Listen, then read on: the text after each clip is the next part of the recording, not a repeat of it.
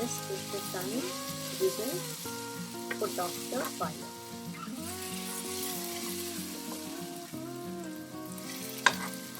Allow this to cool and then transfer the contents in the mixie jar. Now take an aluminium vessel like this, like a kadai or like a wok. Pour some oil in it. Let it become medium hot. Let's check.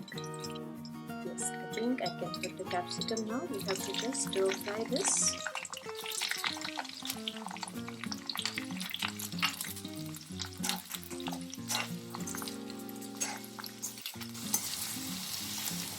It shouldn't get too overcooked.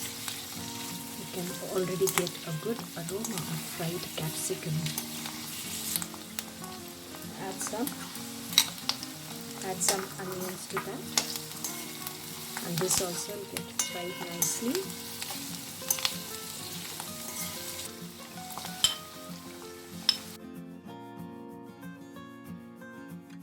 You can add some corn also.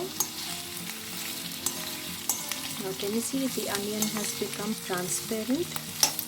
It has lost its color. Can you see that? And this is the time we have to remove this in a plate. No need to put any tissue here.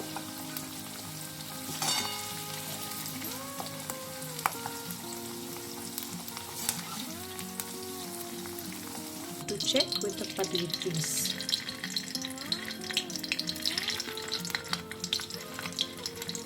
Now I can fry paneer pieces in this in little at a time.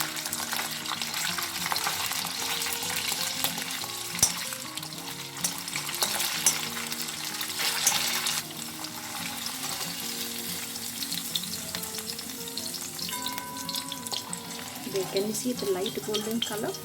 Now let's fry all these pieces.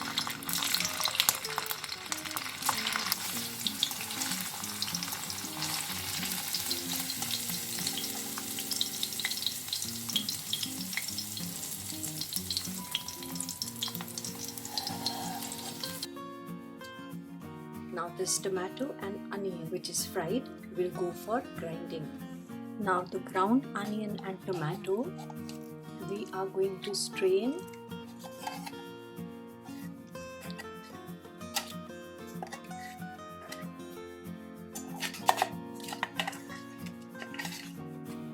We strain this nicely through the sieve so that we will get good smooth paste for our curry. Taking a smaller spoon is more effective for straining. I was just feeling lazy changing the spoon, but now you see all this is getting strained nicely and we are having a smooth paste down. Can you see that? There. Now I've taken this pan and I put some oil in it, about 2 to 3 tablespoons, and I'm going to put 1 teaspoon of jeera. Let it splutter nicely, and then we will add this paste. See this paste?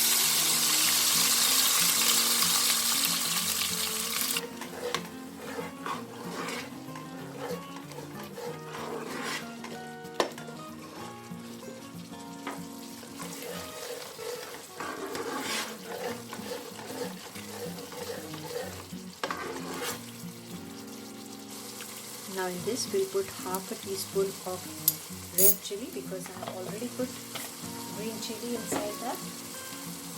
I'll put half a teaspoon of turmeric powder.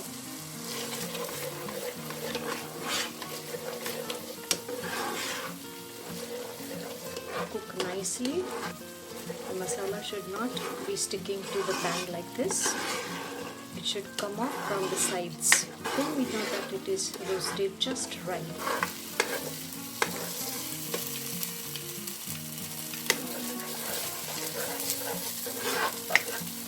Okay, now it is beginning to leave sides, so we will add the vegetables here. See, like this.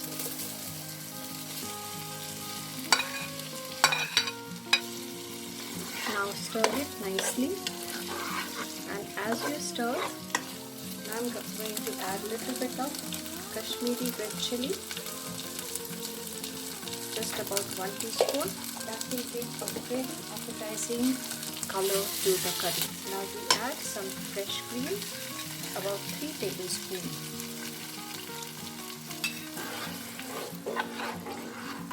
Gently stir.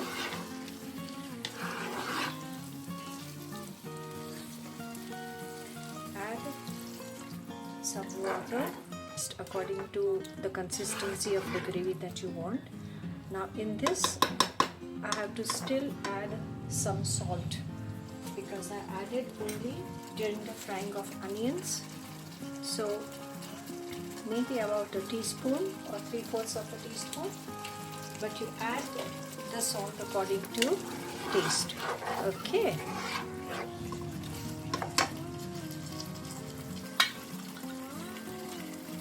Now we'll simmer for 7 to 8 minutes.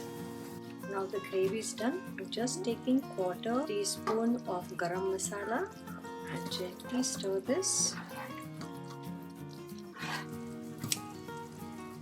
There, the curry is ready, garnished with fresh coriander leaves. Isn't it looking yummy and delicious? You can have it with parathas or fulkas, and it will go so well with it. Tell me how it came out when you made it. Write it in the comment box. Thank you for watching.